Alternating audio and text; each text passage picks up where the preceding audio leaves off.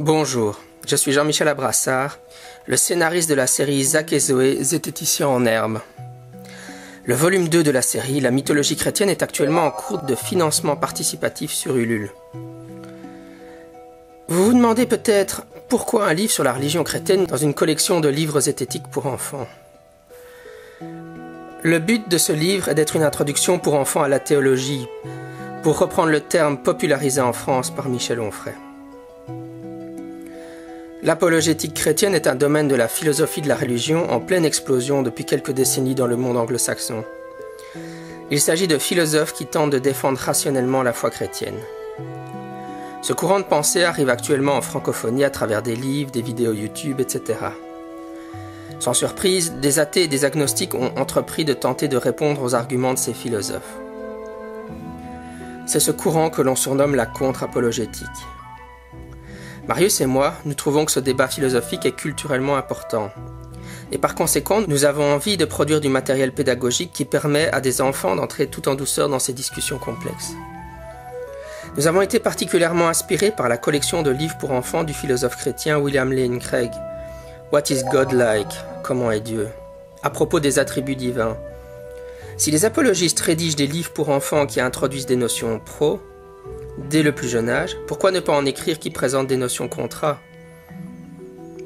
Il n'est donc pas surprenant que, lorsque nous avons imaginé la collection Zach et Zoé zététiciens en herbe en 2018, Marius et moi avons immédiatement discuté de la possibilité d'écrire des livres qui parlent de la religion.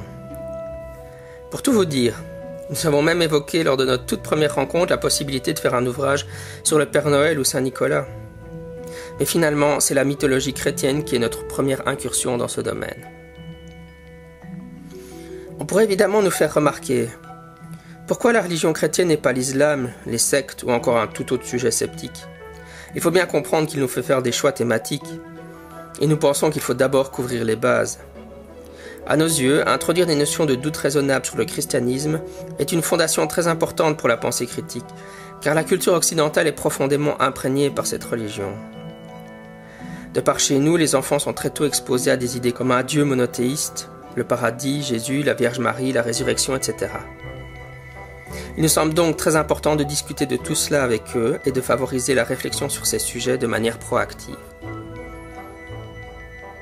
Cela ne veut évidemment pas dire que nous ne ferons pas de volume sur d'autres religions ou sur les sectes plus tard. Mais il nous semble important de commencer par le commencement. Un autre facteur joue aussi, l'expertise. En ce qui me concerne, j'ai grandi dans une famille chrétienne. J'ai toujours été passionné par la théologie, et ce, malgré mon athéisme. Je lis encore aujourd'hui beaucoup d'articles de philosophie de la religion qui discutent principalement du christianisme. Il m'est donc plus facile d'écrire de manière pertinente sur cette religion que sur l'islam, le bouddhisme ou encore la scientologie.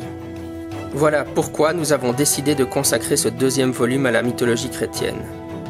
Mais pour que ce livre existe, nous avons besoin de votre soutien.